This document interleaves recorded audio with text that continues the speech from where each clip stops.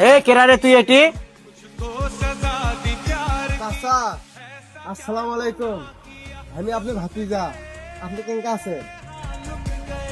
ও তুই এটি কি শোকাচ্ছ তুই? মানে আপনার কাছে পিঠা বানিয়ে দিছে, তাই পিঠা দেওয়ার আসছি। আর আপনাকে বাদ কোথায় হলে বেড়াবার আসি না, তাই বেড়াবার আইলাম। যাই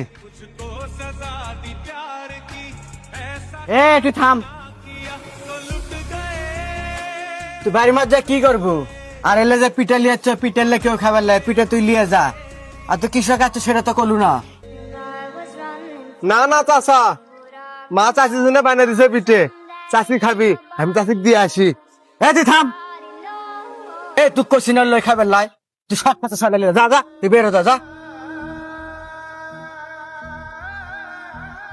চাচা আপনার তো অনেকগুলো কাঁঠাল গাছ আর আম গাছ আছে, ওখান থেকে যদি কিছু আম দিতেন আর কিছু কাঁঠাল দিতেন তাহলে আমি বাড়িতে লেগে গেলাম নি চাচা।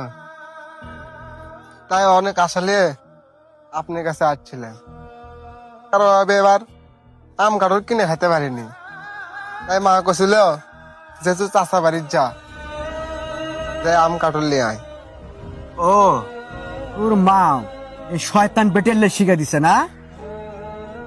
চাচা মা কিছু কহেন না, আব্বা মারা যাওয়ার পরে মা আমাকে অনেক কষ্ট করে মানুষ করছে। যা কিছু কবেন আমার কন, মা কিছু কহেন না। ও মায়ের জন্য দরদ উতলাই পড়ছে না? আমার কাছে আচ্ছ যা, তোর মায়ের কাছে যা যা।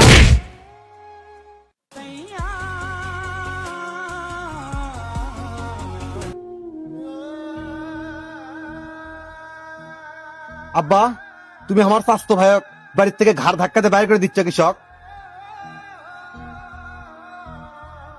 ঘাড় ধাক্কাতে বাড়িকে দেবো না তো কি করবো? আজকে আম লিবে যাচ্ছে, কাঠল লিবে যাচ্ছে, 2 দিন পরে সম্পত্তি ভাগ লিবে আসবি। কয়টা আম আর কয়টা কাটলি তো তোমার সম্পদ তো লিবার আসেনি। তুমি কি ভুলে গেছো?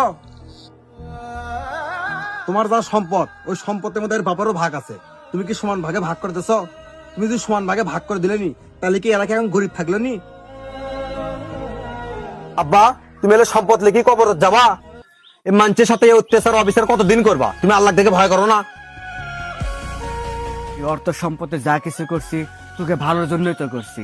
আমি কবরে তুলে যা মুখে।